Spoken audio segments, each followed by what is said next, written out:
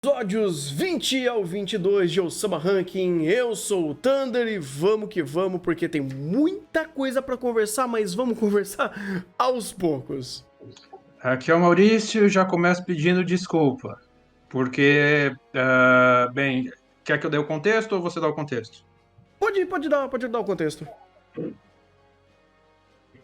Ah, eu acho que o último chá de Osama Rank a gente acabou sendo questionado no final da live de um possível apito para cachorro no episódio, Uhum. no qual o passado dos Gyakuza estava informação referenciando a questão do imperialismo japonês na Coreia e a questão da etnia. Nossa, vou pedir desculpa de novo, que eu não vou lembrar o nome, mas é a etnia que deu origem à formação da Yakuza no Japão, uma série de questões éticas, históricas de preconceito que existe no Japão, e a gente não tinha percebido isso quando a gente viu o episódio. A gente percebeu o maniqueísmo meio esquisito, um tom meio diferente, meio distoante de Osama Rank, a gente até criticou um pouco isso, mas a gente não tinha ligado o Tico Cuteco de que ali poderia ter um apito para cachorro de um tema muito sério, ou seja, que o Osama Rankin poderia estar propagando uma mensagem racista e preconceituosa nesse ponto, e a gente não tinha percebido, e mais do que isso, quando depois que a gente alertou, a gente acabou meio que levantando a bandeira, mas vamos ver, vamos ver, vamos ver, e combinou que a gente acabou até comentando um chá gelado que foi por ar por um tempinho, que a gente meio que sem muito tato, dando umas orelhadas, sem ter pesquisado muito, a gente acabou falando sobre o tema de forma rasa, superficial e dúbia, de um tema que se utiliza da dubiedade, de um tema que se utiliza das pontas soltas para propagar as ideias mais idiotas e horrorosas que a humanidade consegue produzir. Então, por essa falha gravíssima nossa, a gente já começa o podcast pedindo desculpas. Pois é. Até porque não é tão usual isso acontecer. E eu, honestamente, antes desse caso acontecer, eu nem conhecia tanto o termo. Eu sabia que isso já tinha rolado, eu já tinha visto eventos recentes dentro da nossa política ou de assuntos que aconteceram aí de forma muito infelizes, vamos deixar dessa forma.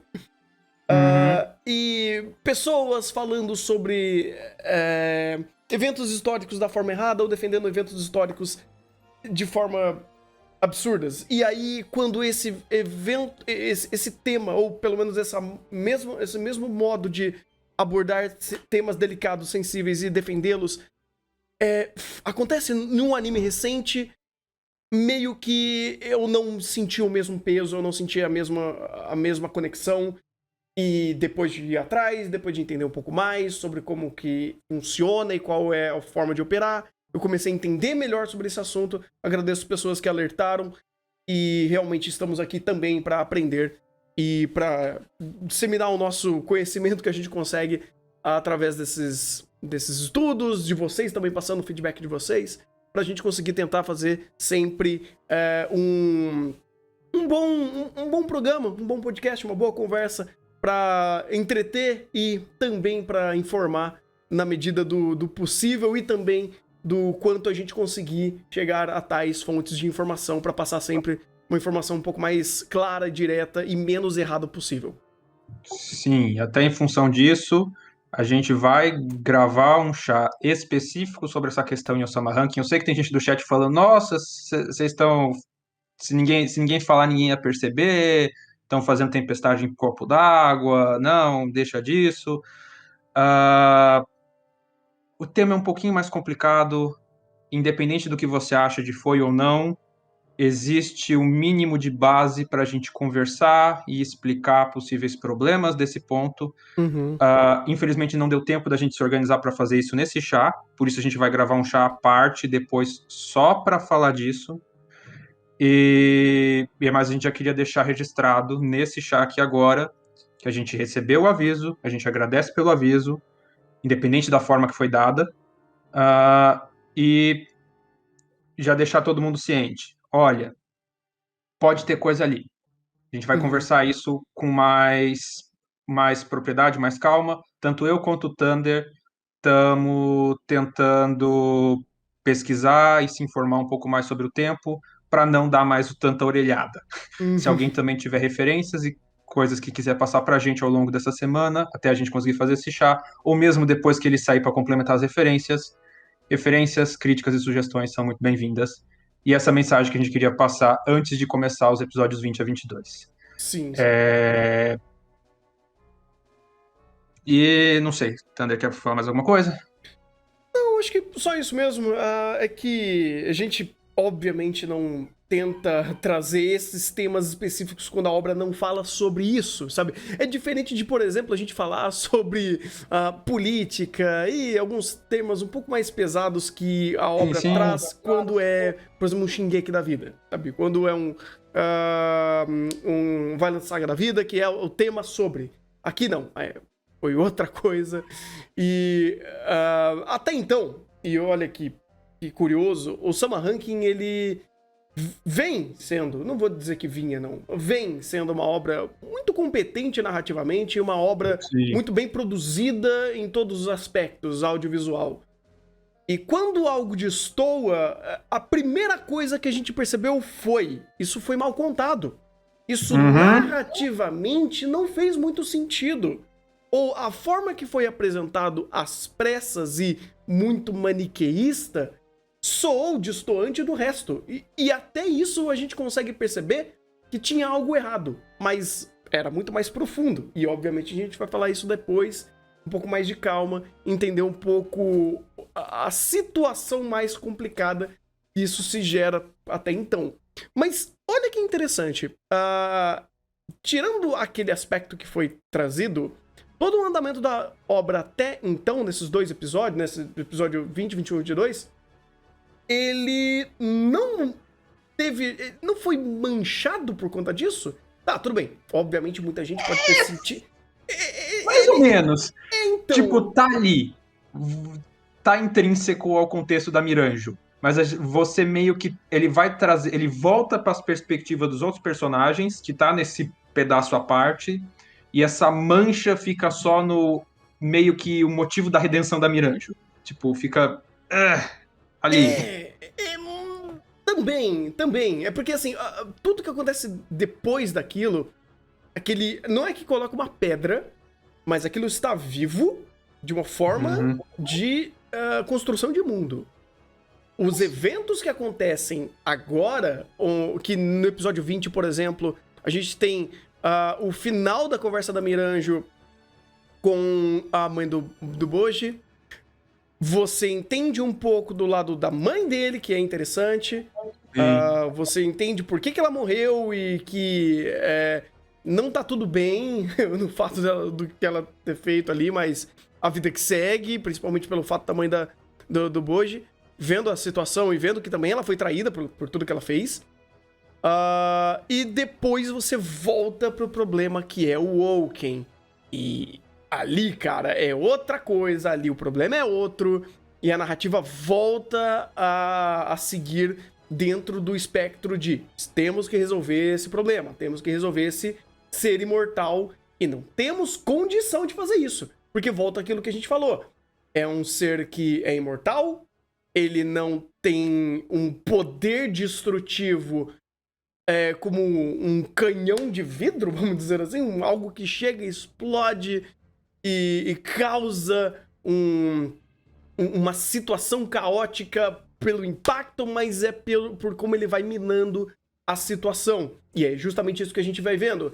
Ele ferindo todo mundo, ele causando danos que vão lentamente matando todo mundo ali, e é uma situação que aos poucos vai ficando desesperançosas. E você vai vendo que nem todo mundo, nem juntando todo o cast, aquela situação consegue se resolver. Tem que literalmente chegar ao boss e falar, vou resolver essa porra toda, porque isso partiu dele. Literalmente. Ele é o Glass Cannon, o boss. Exatamente, ele é o Glass Cannon, né? Mas não é nem nem de vidro, não. Um bicho é blindado. É um canhão mesmo, é Diamond Cannon, o bicho ali. Exatamente. Então, ele parte do pressuposto que tudo que ele já fez até então já deu. Tipo, ele percebe que. E é interessante porque, querendo ou não, isso daí parte de uma conversa que ele teve com todo mundo. Então, com o Bebin, no caso. Ele conversa com o Bebin, ele vê a situação, ele vê que, tipo, tá todo mundo morrendo, ou ninguém vai sobreviver. E ele fala: eu vou partir pra cima, eu vou pra frente de batalha, mas não com o intuito de ser o herói, nem de salvar todo mundo. Eu quero meio que fazer um último teste, vamos dizer assim. É interessante, inclusive, como isso acontece, porque ele tá ali não pra resolver tudo, ele tá ali pra criar um outro conflito, que é um conflito que eles conseguem não resolver, mas se eles não souberem lidar com essa situação que ele tá colocando ali, vai morrer todo mundo do mesmo jeito. Então meio que ele coloca um outro problema na frente. Não um imortal irracional, mas ele coloca uma questão de escolha,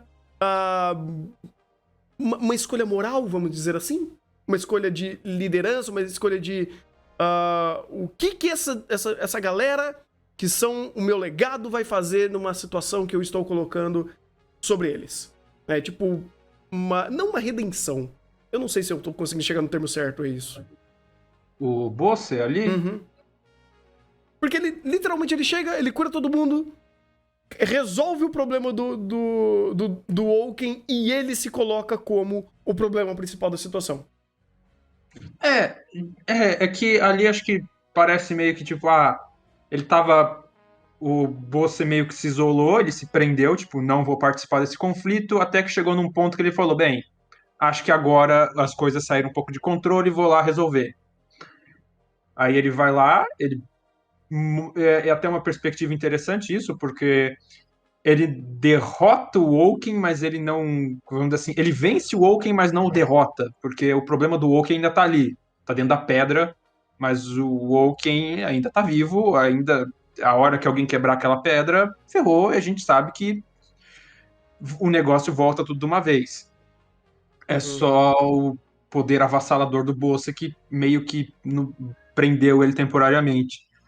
E aí, na perspectiva do, vamos dizer assim, tirando esse problema que estava sendo de controle, ele se coloca como problema controlado para contrapor a situação. Tipo, de que lado vocês vão ficar? Foi bem isso. Tipo, ele se coloca como o, entre aspas, vilão ali da situação. É uma perspectiva interessante até, que ele tenta se colocar, É tipo, se porque. contrapondo. Vocês são Uhum. leais a mim ou essa nova geração? Que lado que vocês vão escolher? Uhum. O velho Bosse ou esses novos aí que estão se propondo a fazer as coisas agora? É porque é interessante até, porque o que o Bosse faz é ele tirar um problema que não vai dar em nada. Tipo, a Miranjo literalmente apenas está destruindo tudo. Sim. Tipo, ela soltando o Woken ali, ela literalmente, eu estou matando todo mundo. Isso não tem propósito. Porque o próprio Uhum. Woken, ele é o caos. Então, ela apenas quer dar o caos? Não era isso que ela queria. E ela mesma mostrou que, tipo, isso estava sendo algo que saiu do controle dela porque ela não controlou muita coisa. Ela simplesmente foi fazendo as coisas acontecendo sem nenhum preparo, sem nenhum foco, vamos dizer assim. Ela tinha essa vontade de fazer esse plano, de nascer o Bosse. Ela arquitetou tudo por trás, só que chegou num ponto que tudo saiu do conforme dela, principalmente quando ela trouxe esse outro plano de trazer essa galera do submundo pra cá, pra matar a Healing, pra tomar o reino, mas isso obviamente saiu totalmente do controle dela. Tipo, ninguém mais estava obedecendo ela, e quando sobra só o Woken apenas está agindo conforme a velocidade dele, né? A imortalidade dele. Então, Os instintos. exato. Então o boss simplesmente coloca ali e fala: vou resolver o problema que essa imbecil colocou ali, porque se deixar, vai morrer todo mundo. E ia. E não, ia, completamente. Tipo, e é uma situação interessante que você coloca aí as perspectivas do Power Play de Osama Rankin, que Uhum. você vê o triângulo pedra, papel, tesoura, Bosse vence Oaken e o Boji vence o Bosse, mas perde pro Oaken. É um pedra, papel, tesoura interessante, como você vê. De novo, o roteiro de Osama Rankin sendo bem construído nesse ponto, dele sabendo construir personagem e características de personagem. O Boji tem o tipo de poder dele que é quebrado do jeito dele. O Bosse tem esse outro tipo de poder que é quebrado do seu próprio jeito. O Woken também tem outro que tem o seu ponto que ele é quebrado. E até interessante essa perspectiva que depois, quando o Bosse sai de cena, a hora que aquela pedrinha quebrar, só a Healing mesmo pra dar um jeito nesse negócio, porque não vai ter mais ninguém. Uma coisa que... outra coisa, por mais que ele tenha outro detalhe interessante ali, que por mais que o Bosse tenha curado todo mundo, você vê que as cicatrizes e as marcas estão ali. Ele resetou, mas não resetou. Uhum. Mas isso Todo é basicamente o mundo que a Healing mostrou, né? Ela consegue curar, ela fecha um ferimento, ela não restaura tecido, vamos dizer assim, vai. Ela não restaura membro, órgão e nada do tipo. Ela fecha ferimentos. Sim, sim.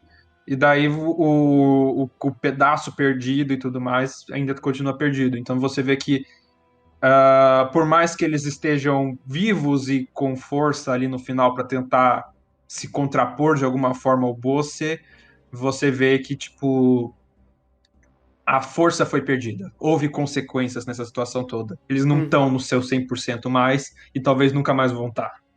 Pois é. Isso é uma coisa muito interessante de como o Osama Rankin ele vai se estruturando. E ele cria essa dualidade de tons, porque, meu Deus, desespero total. Woken, chega o Bosse, meu Deus do céu, outro boss. Daí ele amplia o desespero porque o Bosse ataca todo mundo. Daí ele te dá o fio de esperança, o Bosse cura todo mundo. Te dá mais esperança, final feliz, entre aspas, o Woken foi derrotado. Daí desespero, o Bosse virou vilão. Mas ao mesmo tempo, se você parar pra pensar, desespero em dobro, porque o Woken tá vivo. Quebrou aquela pedrinha, ferrou de novo. Então você vai tendo esse roteiro em múltiplas camadas, que na superfície ele vai mirando o seu humor pra opa, eita, opa, eita, opa, eita, enquanto por debaixo é eita mesmo. Não tem opa não tem felicidade não, é só eita. Pois é, porque o contexto ainda se mantém pesado, sabe? A situação, ela pode ter uma variância de tom, sabe? E fica mais cômico e fica mais pesado. Mas o contexto em si, ele é complexo. Ele é pesado. Tanto que foi o Bosse falou: seguinte, eu vou tomar a dianteira da situação de novo. Eu vou ajudar você de novo, Miranjo. Eu vou deixar de fazer as coisas, continuar do seu jeito.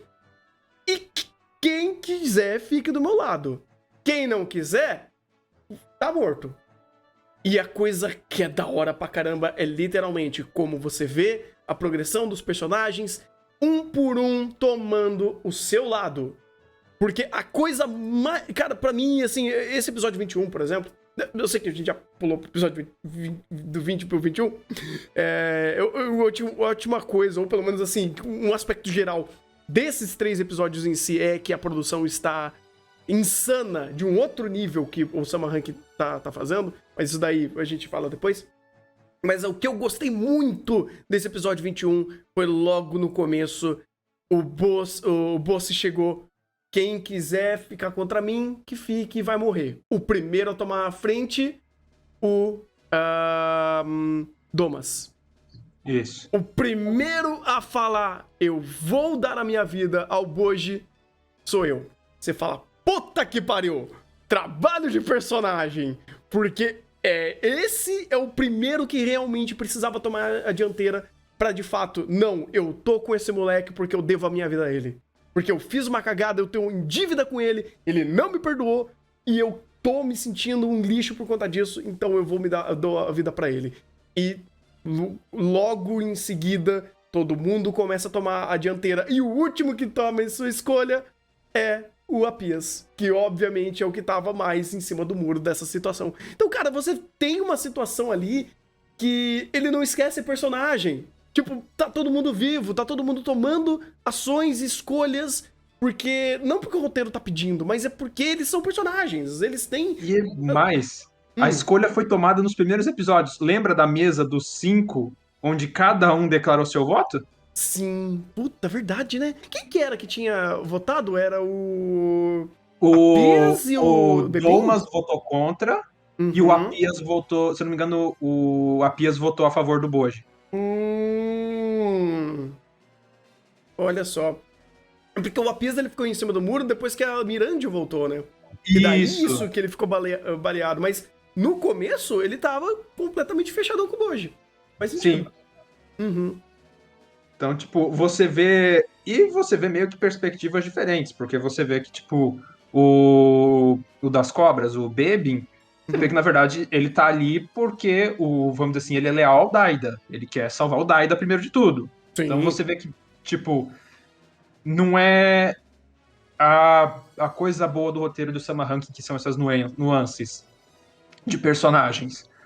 Você vê ali claramente personagens que são aliados de ocasião, e se você for juntando as peças do roteiro, você entende porque cada um tá ali, você entende de onde veio tudo isso, e questão de motivações ai, não é o outro ponto é conflitos, não é conflitos, mas coisa do tipo de cada um ali. Uhum.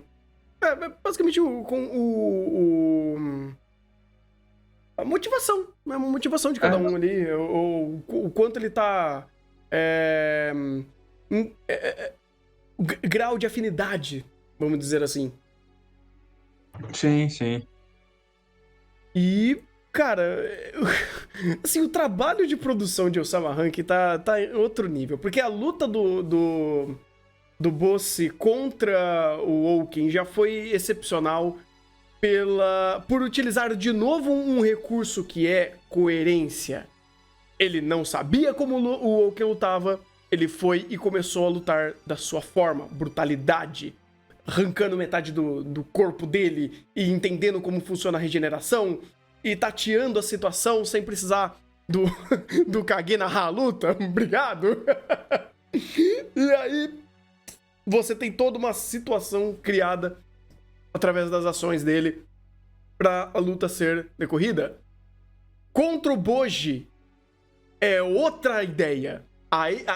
O que é da hora, inclusive, nessa luta é justamente a perspectiva utilizada para criar essas cenas maravilhosas, essas cenas lindas que foram feitas no Blender. Eu achei incrível, inclusive. Porque Foi. É 3D. Isso volta a uma coisa que o Rafa tinha nos alertado há muito tempo atrás, que o Osama Ranking usa um CG que você não percebe que é CG. O momento que o Boji tá andando nas paredes é CG, alguns zooms, alguns takes são CG, e você não percebe. É um trabalho... E eu cheguei a ver o pessoal da Sakuga Brasil fazendo mais um excelente trabalho, mostrou o pré-render, vamos dizer assim, eu esqueci o nome desse... Ai, meu Deus do céu, sério, Tanda? Você vai esquecer o nome? Vou esquecer o nome. Enfim, o pré-render dessa cena, onde mostra os modelos 3D, como ele vai fazendo, e é fabuloso. É fabuloso. E essa escolha foi uma das melhores escolhas de perspectiva de conflito de Osama Rank, né? De luta que o Osama Rank poderia fazer. Porque a luta em si era o que o Boji tava vendo.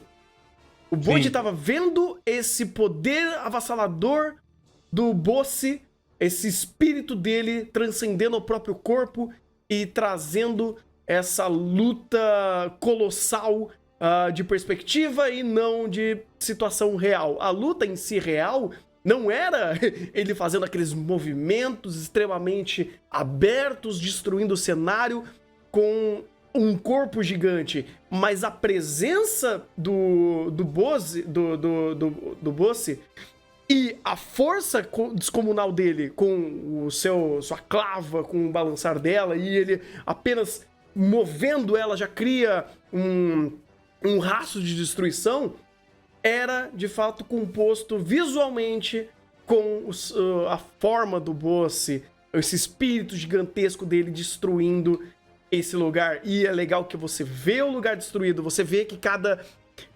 passada da clava dele fazia, de fato, um vácuo que ia rasgando o ambiente. E aí você utiliza essa perspectiva do boss para fazer a montagem de cena e fica algo maravilhoso. Fica, e o simbolismo também, né? Porque a destruição da arma como a destruição do seu oponente, né? Do espírito do seu oponente. Uhum. A arma do boss sempre foi essa clava dele, né? Com a arma que simboliza o modo brutal dele de lutar, né? É simplesmente tacar o pedaço de pau e vai, quebra e esse modo, vou dizer bárbaro, qual seria uma palavra melhor? Brutal? Hã? Brutal? É um sinônimo de brutal, mas Modo Berserk? Isso. Vamos repetir a palavra brutal aí. Acho que brutal encaixa bem. Esse modo dele de lutar que é basicamente isso, não é uma luta de espada que você tem a técnica de segurar, não é ou a do Boji, que é a luta de precisão ou de velocidade, não, é um pedaço de pau muito duro que ele vai lá e bate aquilo ali e destrói tudo. Esse é o estilo de luta do Bosse. Você vê isso anteriormente, você continua vendo isso mesmo com o Bosse no corpo do Daida, inclusive um detalhe interessante, né, porque você tem essa distância, o Daida carregando uma clava enorme, simbolizando que ali é o Bosse, quem tá ali, quem tem esse estilo de luta é o estilo de luta do Bosse e tudo mais. E, de novo, nesse meio, além de toda essa batalha que ele vai tendo, a gente vai tendo esses detalhes de cena como se fosse a clava dele se quebrando, o espírito de luta do Bosse, dessa luta de brutalizada, dessa luta de força bruta, de poder bruto, quebrando, quebrando, quebrando. E no final, quando essa ilusão quebra, quando a clava quebra, e a gente vê de fato como tá sendo a luta. Que é basicamente o Boji Sonic correndo e e vai. Sim, sim, sim. E de fato, golpes sendo desferidos e não apenas quebrando a clava de uma forma simbólica, né? Ele realmente ele machuca o corpo do Daida. E aí, Sim. num ato de tipo assim, perdemos, acabou. O boss, ele fala: Eu vou levar você junto comigo e vai destruir a Miranjo. Aí ele salva a Miranjo.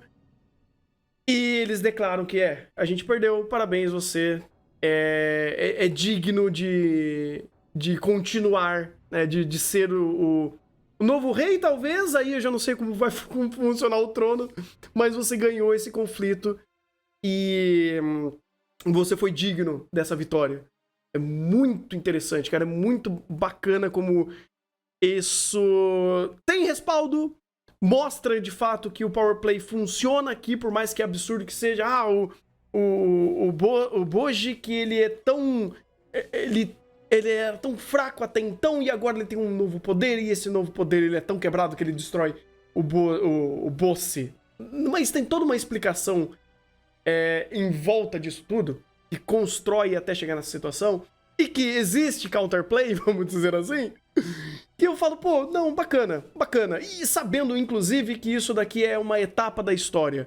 Eu até fiquei encucado, me parece que isso daqui me parece que é como se fosse um prólogo. Prólogo não, é uma história anterior, é um... Aquele sentimento de Vinland Saga, vamos dizer assim. A história começa agora, vamos dizer assim. Sim, sim. Parece que, vamos dizer assim, parece que é o encerramento. É o encerramento do prólogo. E o Sama Ranking começa agora. Tipo, agora a gente vai ver você teve todo o spin-off? Não. A prequela, eu acho Prequela. que a Isso. prequela do contexto inicial de como vai começar de fato o ranking dos reis. E agora a gente teve toda esses 20... Bem, ainda não terminou, mas serão 23 episódios, se não me engano? onde vai construir esse passado e é daqui pra frente. Alguma coisa como o Vinland Saga também fez. Não que isso perca alguma relevância, mas é interessante que não terminou, mas eu tô sentindo muito essa ideia de... isso parece Vinland Saga nessa ideia de me contar uma história antes e daqui pra frente é outra coisa. Mas tudo que foi contado até então importa. Pra chegar a esse status e essa história vai crescer desse ponto pra frente. Eu tenho alguns questionamentos e problemas com isso, se vamos assim, se a gente tiver uma segunda temporada. Porque a partir de agora, o Sam Rankin fez muito bem para fazer essa introdução, essa longa e bem feita, da sua maior parte, introdução de personagens, de contexto, de mundo, de universo. Uhum. Só que agora ele vai ter que começar a mexer alguns tons de obra, começar a mexer em personagens ali que ele não mexeu. Uhum. Ele vai ter que, de fato, agora escalonar. E escalonar para além do que foi até agora. Porque a gente teve escalonamentos em Osama Rankin, escalonamentos até muito bons, mas agora ele vai ter que ir mais além. E aí? Boji venceu. Beleza, vencemos todos os problemas. Ainda temos a Miranjo, que é um elefante bem grande nessa sala. Oh! E aí, como é que foi a questão dela? Uhum. Ainda temos a disputa pelo reinado, temos 2 reis, e aí? Algum vai ceder o trono pro outro? Como é que vai ficar? Nós temos o rei do submundo com a sua Death Flag muito grande em cima da cabeça, né? A gente ainda tem algumas coisinhas para comentar do episódio 22, mas a gente tem a evolução de personagem do Boji, porque por mais que a gente tenha tido principalmente evolução de poder nele aqui, eu acho que eu posso dizer que evolução como personagem em si a gente teve pouco do Boji. Uhum. Ele ainda é essa criança inocente. Não tão inocente agora, mas ainda bem pura, Ainda eu diria. Uhum. É que para tudo que o Osama Rankin faz, para tudo que ele se propõe a fazer e criar esses tons de cinzas, se de fato o Boji for virar o rei, ele vai ter que começar a desenvolver mais ainda o Boji. Desenvolver com toda certeza. complexidades, ele não vai poder ser essa criança inocente pra frente. Ele não é um líder, ele é uma boa criança. Ele Isso. é uma boa pessoa, mas ele não é um líder. E as Isso. pessoas que estão próximas a ele é como o próprio Kage fala, a gente é amigo. E é incrível, inclusive, como quem que foi? Foi o Desra que falou isso pra ele? Ou quem que falou que um rei não tem amigo? Foi a Healing que falou isso pra ele. Isso. Você não E pode de certa forma, tem seu sentido. Total. Então. Não, pode terminar. Não, era só isso mesmo. Tipo, tem essa questão de, beleza, tem muita coisa na mesa, mas é legal que essas coisas na mesa eu vejo perfeitamente sendo melhor elaborada para uma próxima temporada. Porque, vamos dizer assim, eu acho que a última coisa que ficou em cima da mesa que dá para conversar ainda nessa temporada é estabelecer melhor o piso desse novo que foi criado, vamos dizer assim. Sim. Quem vai ter trono, que rolê fica Miranjo, como que fica essa aliança entre Submundo e o reino do Bozi, Bossi, ou do Budaida, ou do Bossi, eu não sei mais dizer. Como é que fica isso? Ou no final vai ser a Healing, a regente, pronto, ela manda dessa desgraça toda. Que faria também sentido perante a situação caótica pós-conflito com um ser imortal que levou uma galera da cidadela. É uma cidadela ali? É tipo um feudo que eles moram aí. Feudo, Então, tipo assim, porra, tem muita coisa. E assim, eu acho que pra explicar melhor essa muita coisa, veio o episódio 22 e eu vi uma galerinha não gostando, não obviamente por causa de um problema muito de estrito senso, vamos dizer assim, como foi de fato o episódio 19, e a situação que a gente vai conversar posteriormente em outro podcast com um pouco mais de calma, mas aqui foi âmbito de escolhas e, bem, vamos lá, vamos entender o que foi esse episódio. Primeiro, novamente, a gente tem uma perspectiva do passado, só que de um outro momento, onde é de fato o momento que a abertura agora faz todo sentido. As passagens, os cenários, os ambientes vividos são de fato as experiências vividas entre Bossi e Miranjo. E você tem essa jornada de aventura de os dois descobrindo esse mundo. E é uma coisa que ela queria, inclusive. Ela queria renascer esse sentimento, ela queria de novo fazer uma jornada com ele. E ela fez toda essa cagada por conta disso. Por essa inocência, vamos dizer assim. Que não é inocência, mas é por esse objetivo muito pouco palpável nas situações atuais da história, vamos dizer assim. E até fútil. E até bem fútil comparado a tudo que ela fez. Mas tem muita coisa boa nesse pedaço da história. O Bossi, ele vendendo literalmente a alma pro capeta pra ele se tornar forte. Ele descobrir que essa força é vazia. E esse momento final da vida dele perder sentido. Isso foi muito legal. Sim. E eu acho isso interessante, e eu acho isso também interessante porque ajuda a contextualizar mais algumas coisas, porque a gente tem personagens recorrentes mostrando nessa história, tipo, aquele deus malvadão morreu, e a gente contextualiza que o Bosch era mais forte que alguns deuses. Então, tipo, de novo o anime fazendo bem a perspectiva do... Então, esse bicho era quebrado, tá? Pra caraca. Pois é, talvez até o maior deus, porque, como ele falou, eu cheguei no topo. E, tipo, ele matou o deus do topo. Então, caralho, ele realmente era o ser mais forte daquele mundo. Só que daí me levanta a dúvida, se o ranking dos reis foi criado pelos deuses para manter, que é a perspectiva que a gente tem até o momento de roteiro. Se o ranking dos reis foi criado pelos deuses para manter os humanos sob controle, se ele matou o deus supremo, digamos assim, como é que ficou esse negócio? Como é que tá essa gerência? Quem é aquele palhaço muito esquisito ali, muito suspeito que a gente tá vendo aí ao longo dos episódios? Sim, e o próprio... E como funciona? É porque, querendo ou não, os reis daqui... a gente não viu nenhum humano, querendo ou não. Um é um gigante, o outro é um... o Desra, ele não é O Desra Ele é o próprio louco da caverna. Aquele rei louco da caverna. Eu acho que ele não Também era. Hã? Eu acho que ele não era humano. É que, character design aqui... Não, pois é. Assim, pode ser que ele era um humano, mas ele Eu acho que ele era. poderes que são sobre-humanos, vamos dizer assim. Lembra do flashback? Sim. Então, a gente viu o flashback dele, se eu não me engano, ele era humano.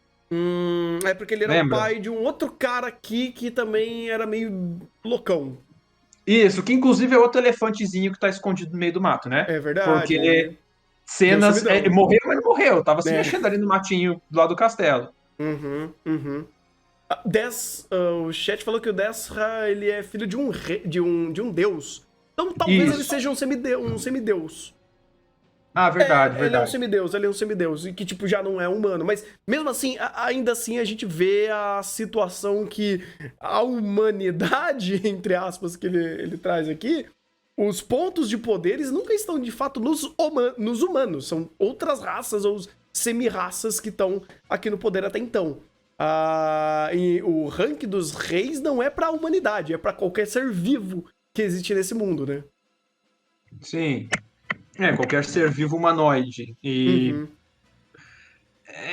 alguns questionamentos muito grandes estão sendo colocados aí, inclusive da maldição desse demônio. Sim. Como é que isso vai se encaixar nessa situação toda? Meio que encaixou na Miranjo, mas é aquele negócio. Não tem necessariamente problema de ser um subplot, né? Uma side quest, porque isso não interfere diretamente no ranking dos reis até então. Não, sim. É mais uma informação de mundo. Sim. A gente teve essa criança demônio, que ela tem essa maldição. Inclusive é interessante como a gente vê leves nuances de como essa maldição progrediu, que no passado ele falava, a gente entendia, Agora a gente precisa da legenda pra entender o que ele fala. Uhum. Tipo, ele ficando. Tipo, a primeira passagem a gente vê ele completamente desfigurado e agora o negócio piorando. Uhum, e ele ainda mantendo aquele demôniozinho dentro dele, e ele ao longo dos anos foi se desfigurando por conta dessa Uhum. maldição. Isso meio que conecta a própria Miranjo com a representação dela sendo uma criança e dela adulta. Então você tem essa ideia de Osama Rankin falando sobre, simbolicamente mostrando a alma de alguém, a real face desse ser, que é essa alma. E ali tá a situação mais pura, ou mais inocente, ou mais real do que a alma da pessoa. Tanto que eu acho que eles foram os dois únicos que de fato foi representado alma aqui, né? Ah, foi representado a alma também no episódio do Caçador.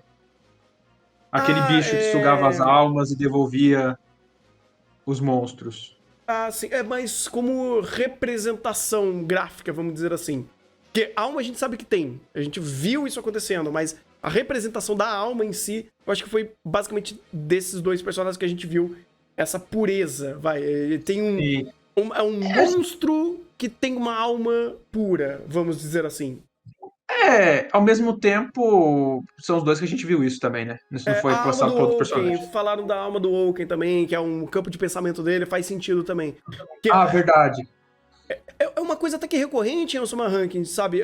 Você tem uma pessoa que ela é pura, ela é boa, ou ela não é essencialmente má, ou nem todo mundo é, só que existem camadas que foram colocadas em cima dessa pessoa que fez ela cometer algumas atrocidades e ela se tornar uma pessoa ruim, ou uma pessoa que de fato tá cometendo atrocidades. Com o Oak aconteceu assim, com a Miranja aconteceu assim, com o demônio aconteceu assim. E não é pra todo mundo, porque você pega o Desra, ele não é bonzinho. Você pega o Boss, ele não é bonzinho. É, é que você vê o excesso de inocência de alguns personagens específicos. E Isso. pior de tudo, você vê que esses personagens ultra inocentes, tirando Boji até o momento, são os que cometeram as maiores atrocidades. Sim, sim. Tipo, o Mais ou demônio dá menos. pra passar um pano, porque o demônio meio que a gente não tem muito dele. Uhum. Mas o Woken e a Miranjo é muito isso. O Oak, a Miranjo, o Desra. Você lembra do flashback dos Desra, o que ele fez pra conseguir, Sim. pra ele chegar no trono, né? É que, inclusive, é uma mensagem até que destoa com aquele problema que a gente vai comentar do episódio 19, né? Pois é, cara, pois é. É por isso que, tipo, o Sama Ranking, por que você explicou da forma errada? Bem, a gente vai guardar isso pra conversar depois, mas eu olho pro anime e falo, putz, cara. Podia tirar dessa parte. Podia ter simplesmente tirado essa parte. Você se comprometeu por algo que nem é culpa sua. Não é culpa do anime. Tipo, não é. A gente vai conversar sobre isso, mas Por exemplo, mesma coisa, um dilema de Made Dragon, por exemplo. O material original de Made Dragon é extremamente problemático. Sim! É extremamente perturbador. Vamos dizer assim, pela forma que eles Não só o representam material a menina. original. Você sabe que Made Dragon tem os materiais acessórios que o autor dá liberdade para outros atores escrever as side stories, né? Ai, essa eu não sabia. Informação Tipo, nova. tipo o que a gente teve da temporada da Khan em Nova York é uma dessas side stories. Que virou Ah, canon porque foi adaptada, mas você tem Made ah, Dragon e você tem as side stories que são canon até que o autor diga o contrário, mas pois é. vamos dizer assim, ele deixa outros autores escreverem o universo ao redorzinho dele. Olha só, Mas o que nível tá ali pra interessante. todo mundo, tá? É, eu acho que é um bom exemplo, porque é a distância que existe de um material original e de uma adaptação. Tipo, é muito claro quando você pega que existem materiais que eles não têm. Existem adaptações que ele não tem culpa do material original. É outra coisa, são outras pessoas, são outras mentes trabalhando naquilo e sendo criados. Você tem coisas feitas como Made Dragon, por exemplo, que, tipo, porra, parece outra coisa, parece que o material original não existe de tão distante que é. E você pega, por exemplo, Taco Kishimoto fazendo Hanebado e destruindo a porra do mangá. Ai, meu Deus. Não me...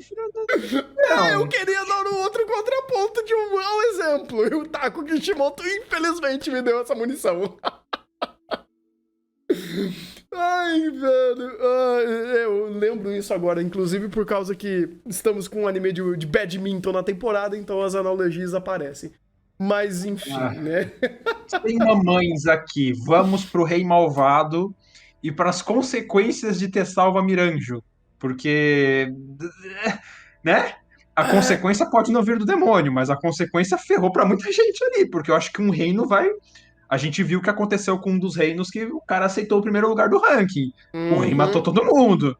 Espero que o submundo tenha uma guarda agora, que vão precisar. Pois é, e o Desra já é o top 1, então... né? Boji, precisaremos de seu poder em outro lugar. E não sei, que o Boji, eu não sei se ele countera necessariamente os poderes do Desra, mas isso daí... isso daí eu acho que é muito mais pra frente, porque tem outras coisas que pessoas me questionaram. Ai, meu Deus do céu. Não é o chat inteiro, mas às vezes aparecem alguns comentários que falam, oh, meu Deus do céu. Veio o questionamento de, ora, o Daida, um garoto, um jovem de... Eu não sei quantos anos o Daida tem, mas ele é um adolescente. Ele é um adolescente. Está pedindo em casamento uma bruxa de algumas décadas. Talvez alguns séculos. De alguns séculos. Ora, Thunder, você vai passar pano por essa atrocidade? Primeiro eu quero dar risada dessa situação, né? Desse comentário, colocando dessa forma. E, bem, eu posso estar enganado, muito enganado, mas o que o Daida tá fazendo aqui não é de, opa, vou te levar pra cama, bora! Não é isso que tá acontecendo. Assim... A priori, não. A priori é mais uma redenção. É complicada essa situação, porque meio que o Boss se jogou pro Daida. A Miranjo quer ter a companhia, quer ter uma vivência de vida que eu não pude dar a ela. Porque o Boss meio que... Ela quer um afeto, vai. Ela quer isso. Um amor... Não... Gente, vamos lá, né? O amor não é só um amor carnal. Ela quer se sentir amada, ela quer um amor familiar, fraternal. Ela quer ter pessoas especiais pra ela. Ela quer ter uma vida normal, vamos dizer assim. E é isso que o Daida viu. É isso que o Daida propôs. Eu vou casar com você porque eu vou te proteger. Você vai ser uma pessoa... Eu vou ser sua pessoa especial. Eu tô me propondo a ser a sua pessoa especial. Proteger em mais de um sentido, né? Porque se ele não fizesse isso, a Miranjo ia ser decapitada ali mesmo, né? Então, ia. Não tem mais dessa de uma da pessoa que tá querendo matar ela ali. Porra! E fora dali também, né? Porque o Desra só acho que segurou o raio por muito pouco, né? Segurou. Né? Então, assim... eu entendo perfeitamente o que o Daida tá fazendo. O Daida criou uma empatia muito grande por ela, por causa de tudo que ele viu. Ele pegou a mensagem e ele quis propor isso. Porque ele viu uma parte da história. Ele viu até uma boa parte da história em si, sabe? Ele viu o lado dela, ele viu o lado do Boji, talvez, do boss. Não sabemos. Não, ele viu. Ele viu o lado dela e ele viu as memórias do boss. Isso. Ele viu. Tipo, ele tem um contexto da situação.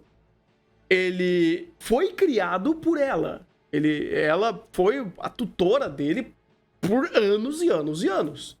Uhum. Ele resolveu perdoar essas ações dela pela situação dele, que ele viu, e também se colocando em empatia com um paralelo com o que ele fez com o Boji, com o Boji. Boji, é foda. Me confunde. Mas aí você sabe que é de propósito, né? O Osama sim, Rankin, sim. seus... Seus nomes, algumas vezes funciona, outras vezes infelizes. Mas o Daida escolher proteger e dar redenção é justamente o que o Despa chega e fala. Seguinte, não é eu que vou te perdoar. Não tem nada a ver com isso. Tanto que até eu gostei da conversa sobre ele e o Despa. Porra, sério que ela tá viva? Então, seguinte, pega pelo menos uma grana em cima disso, porque é o que dá pra fazer. Uhum. Ok, é uma coisa meio, sei lá, fora de tom. Primeiro quebra, tipo, pera, se segura pra não mandar o raio em 2 pessoas ali. Pois é, segura. Então, já que não tem muito como resolver essa situação e essa desgraçada tá viva, pega uma grana em cima disso, sabe? Ok, vai. É importante, recursos são importantes. Mas o que ele tá fazendo ali, e é uma situação muito boa que o Despa coloca, é justamente isso. Você sabe o que vamos dizer assim, abraçar o inferno. Você sabe o que é ser uma pessoa ruim. Você sabe o que é cometer crimes. Faça a nova geração não seguir os mesmos exemplos. É literalmente o que o Despa faz. É literalmente o que ele ensinou pro Boji. Então, você vê ele passando essa mensagem de a próxima geração não precisa viver o que a gente viveu. A gente já sujou a mão de sangue demais pra chegarmos a essa situação e ninguém é certo, ninguém é inocente, ninguém é bonzinho. De todo mundo dessa geração, dessa galera que lutava, que batalhava, que matava e fazia tudo que fez, ninguém se salva. Você pega todos os 4 grandes, né? Os 4 cavaleiros, o Bebin, o Domas, ninguém se salva. Ninguém se salva. De todo o cast de Osama Rankin, o único que se salva até agora é o Boji. Até agora. É o Boji, e querendo ou não, de uma proporção também menor, é o Daida, porque os dois são crianças, né? Os dois são mais novos. Mas vamos lembrar que o Daida mandou matar o Boji, né? Sobre ordens da Miranjo, mas mandou. Sobre ordens da Miranjo, ele ia pro lado de sujar a mão, de fato. Ele tava muito indo ali. Ele tava indo, de fato, pra isso. Sabe? Então... eu não sei até que ponto a Healing sujou a mão, por exemplo, eu não sei. Vamos lembrar do começo de Osama Rankin, quando a gente fazia piada do maniqueísmo, que a gente não tinha tido outra perspectiva, com ela sendo extremamente, pelo menos em público com o Boji, extremamente preconceituosa. Tinha essa. Por mais que não seja manchar a mão literalmente de sangue, que é de fato algo mais extremo, mas todo mundo ali tem teve um legado de ações duvidosas e nada amistosas, né? A própria Healing, como você falou, também cai nessa. Então, faz sentido. Faz sentido, tipo, beleza, se a nova geração resolveu te perdoar ou te dar uma nova chance, pega essa nova chance e usa isso pra ensinar essa galerinha nova. Tipo, usa tudo que você fez de errado pra daqui pra frente fazer algo bom. E é o que o Despa faz. O Desra não mais. Mas o Despa, ele sempre foi esse ponto de humanidade desses 3 irmãos. Um é o imortal insano, o outro é o rei tirano, e ele é o que sobrou pra passar um legado positivo em cima de uma situação caótica, de uma... Ele é o professor muito louco. Ele é quase o professor corrupto. Ele é louco por dinheiro. Ele é o professor fanfarrão. O rei tirano, o guerreiro louco e o professor fanfarrão. Pois é, cara, pois é. E ele não é bonzinho, né? Vamos dizer assim. Mas ele quer passar bons ensinamentos à frente, sabe? E é uma coisa que ele só fez, inclusive, com o Boji, porque ele falou, eu vi que você é uma boa pessoa, então eu vou te ensinar a ter poder. Sim, só que daí... que daí a gente vai, de fato, conversar com isso depois. Mas aqui que aquela pedra de Osama Rankin bate. Uhum. Por quê? De novo, eu entendo essa mensagem e eu acho super positiva. Cuidar para que a próxima geração não cometa as atrocidades que a anterior cometeu. Eu acho que essa Uhum. é uma mensagem muito boa. Uhum. O problema é que para você fazer isso, não é simplesmente, opa, parou, resetou, acabou e foi. A gente precisa primeiro mostrar o que foi cometido e sempre ter ciência disso. O Uhum. Daida sabe. O Daida sabe o que aconteceu, de perspectiva enviesada não, ele tem alguma noção do que aconteceu. Sim. O Boji não. O Bush não faz ideia. A maioria ali não. O Bebin tem um pouco, porque ele ouviu do Bosse. O Bebin que Então, sabe. Ele sabe da situação. isso. Talvez um pouco a pias, mas não dá E pra olhe saber. lá. E olha lá. Então, é bonito, é uma quase que encaminhando para uma conclusão aparentemente feliz em cima de um mar de sangue, mas você mantém essa pontinha que puxa pro negacionismo? Tipo, a gente fez merda no passado, esquece isso daí, vamos ser gente melhor daqui para frente.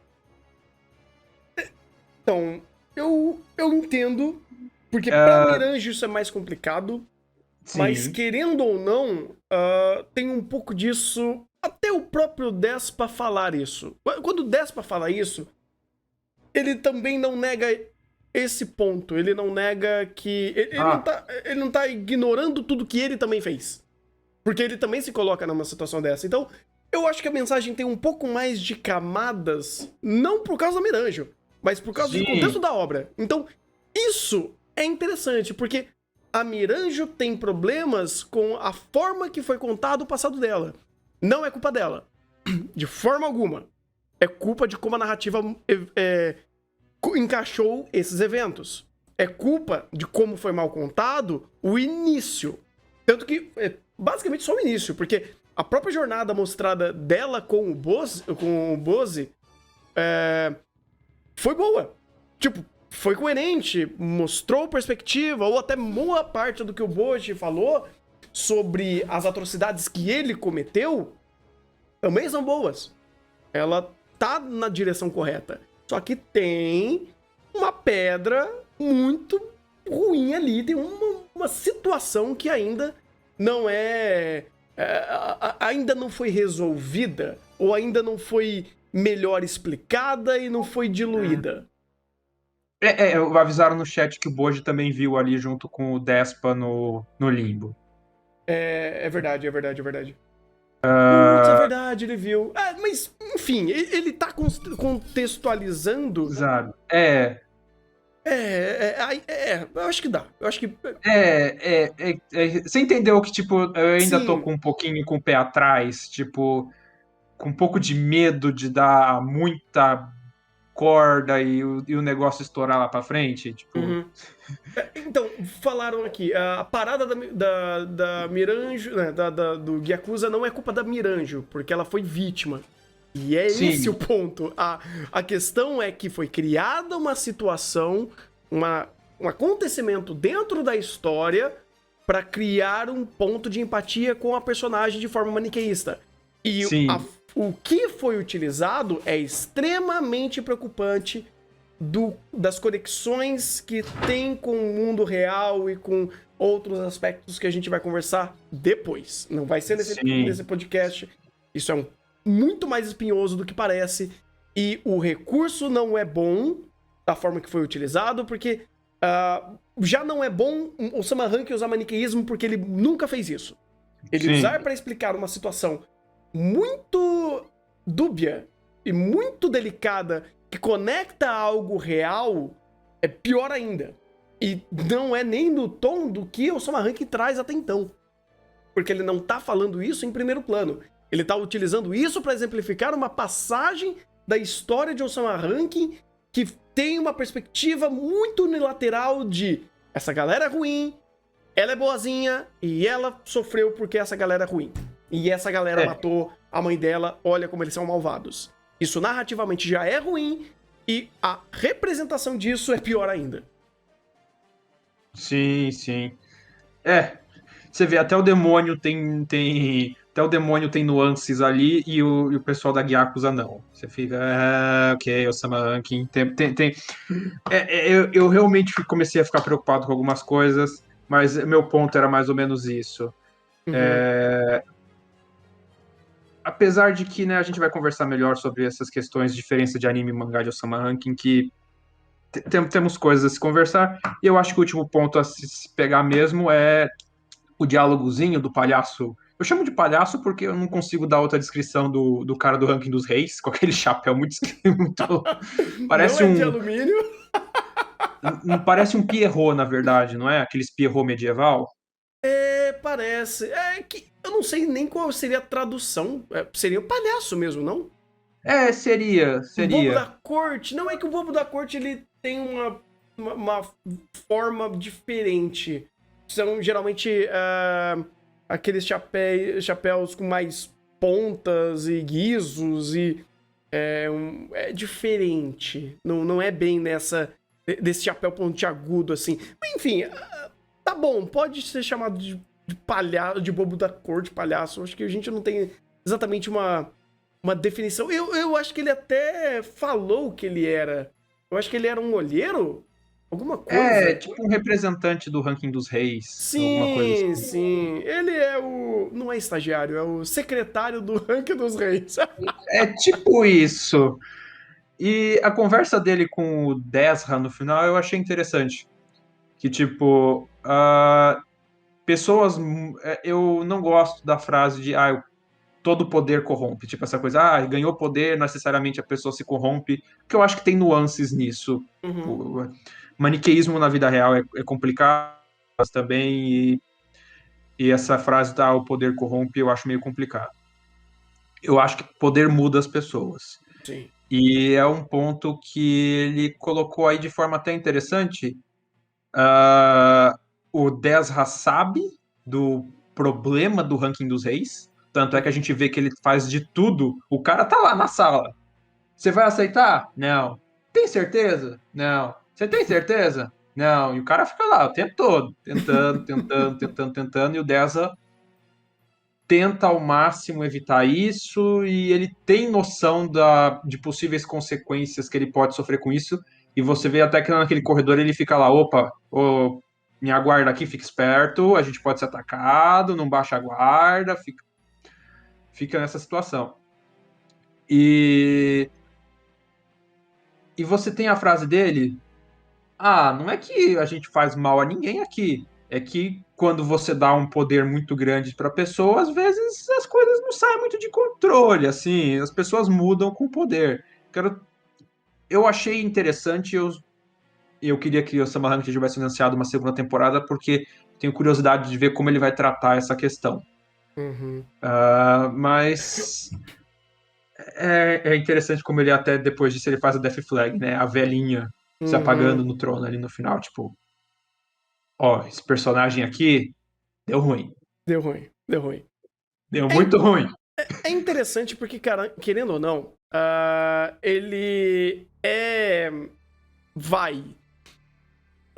Segrega um pouco essa ideia de, olha, todo mundo que recebe esse poder fica maluco. Mas vamos combinar que antes de você chegar a ser o rei, ou o rank 1 do rei, você já fez tanta merda. Mas você já Sim. fez tanta cagada que você literalmente sentar num trono banhado a sangue é consequência.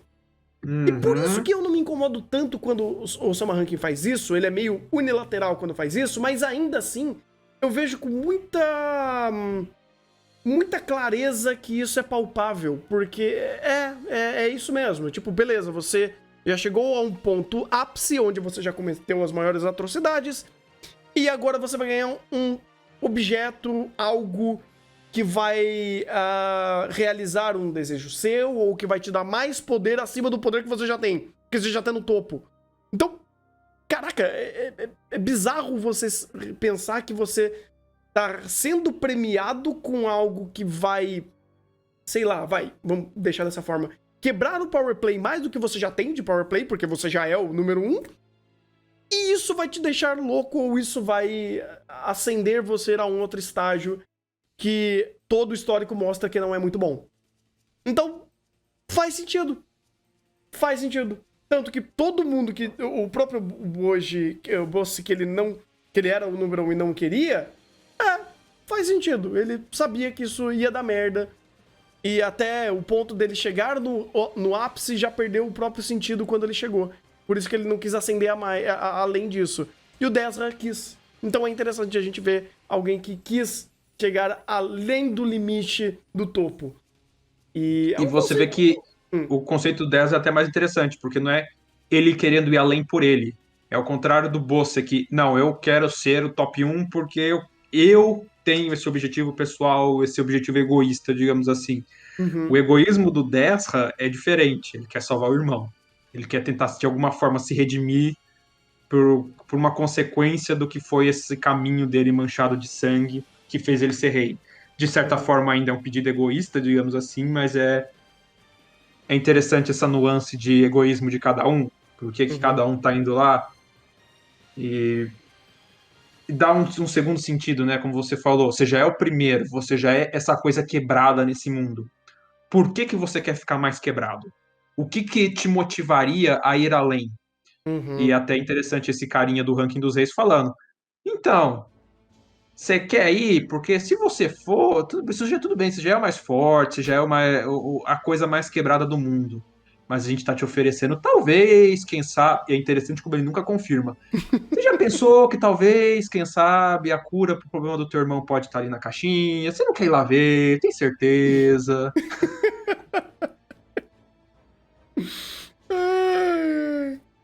Puxa, ele é um vendedor da Jiquiti, então. Esse cara. Talvez, talvez.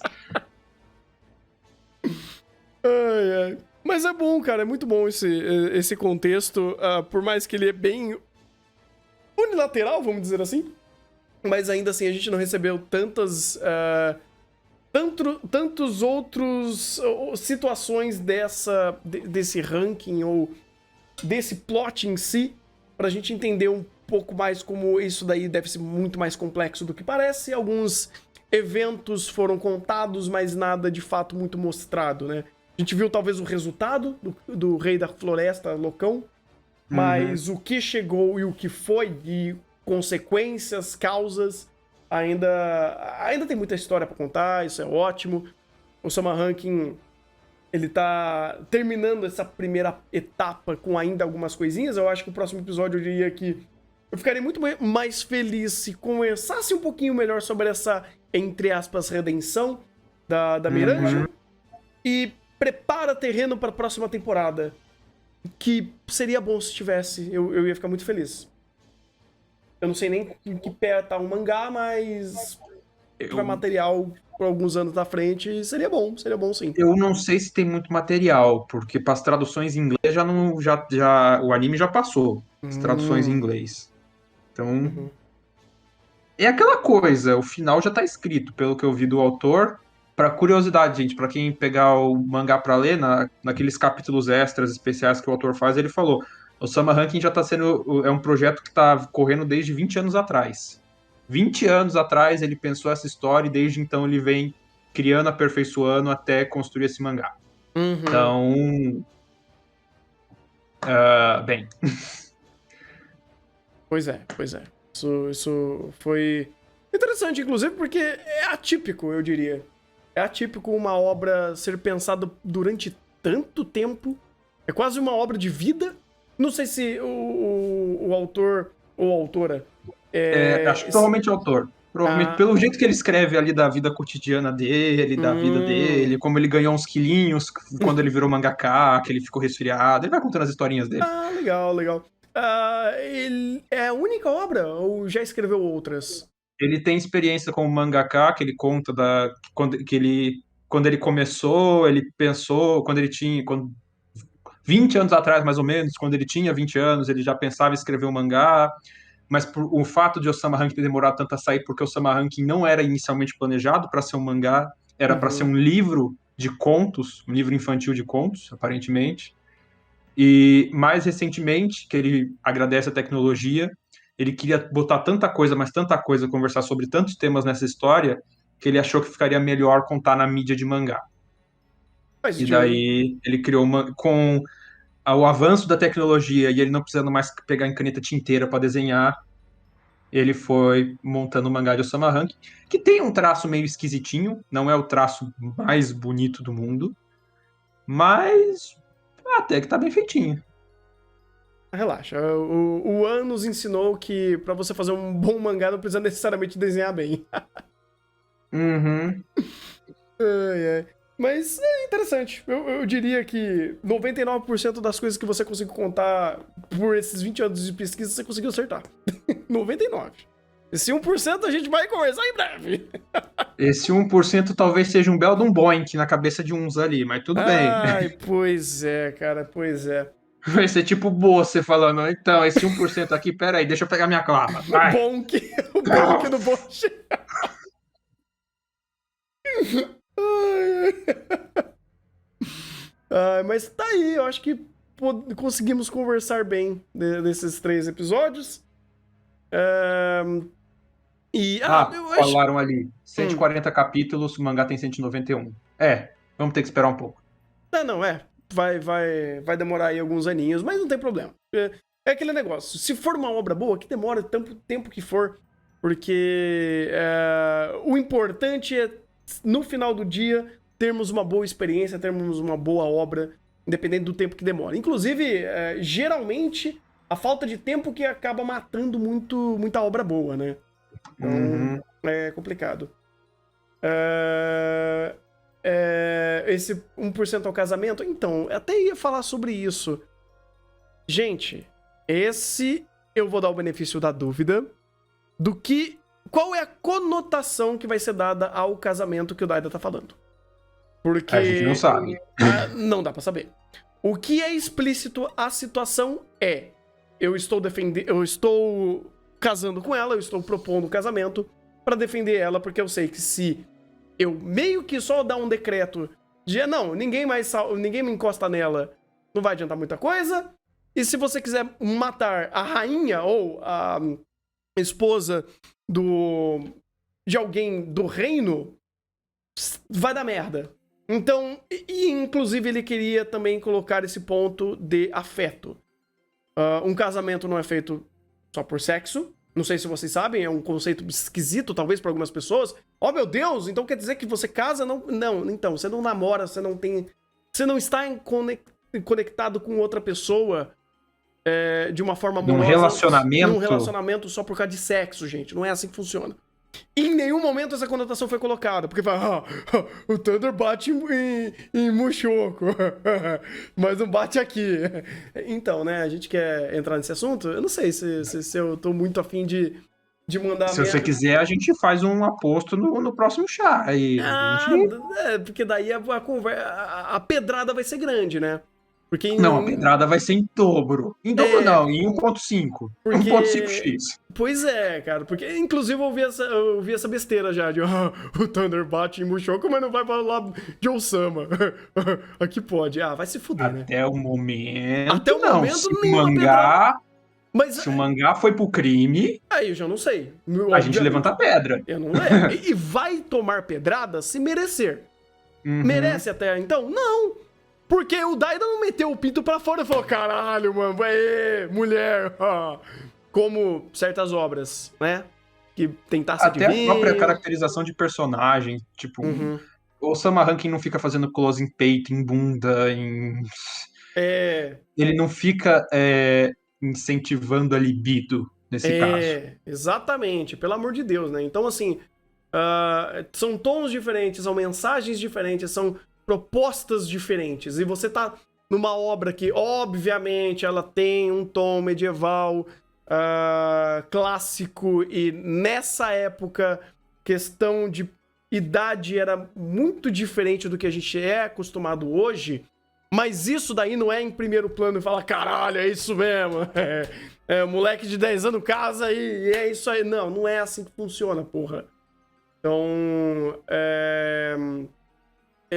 o tom é diferente, a proposta é diferente, visualmente a mensagem é passada de uma forma diferente, e vamos vamos lá, vai. Se é pra colocar uma conexão parecida, isso daqui não mostrou que quer ser um Game of Thrones da vida. Game of Thrones tem política, tem guerra, tem porrada e tem sexo. Muito sexo.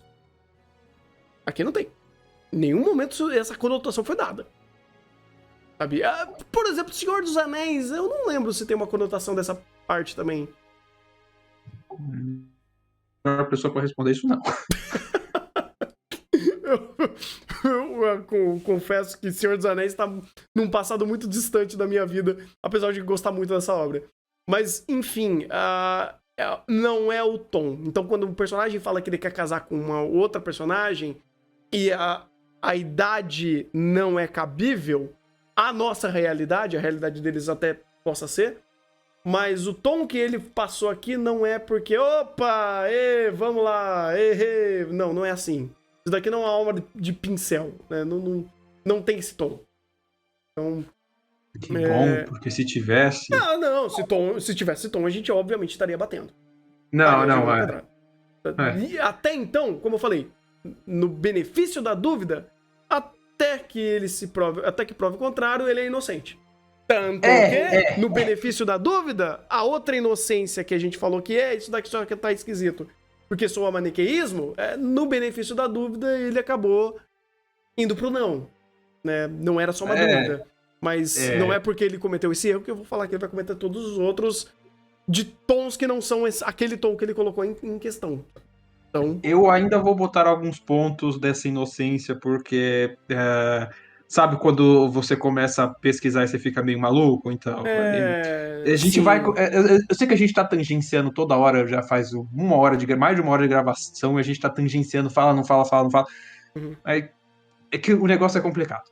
Não, mas vamos encerrar logo isso daqui, que eu sei que o Thunder tem a gravação com os grão-mestres aí pra fazer. Vocês vão falar sobre indústria de mangá.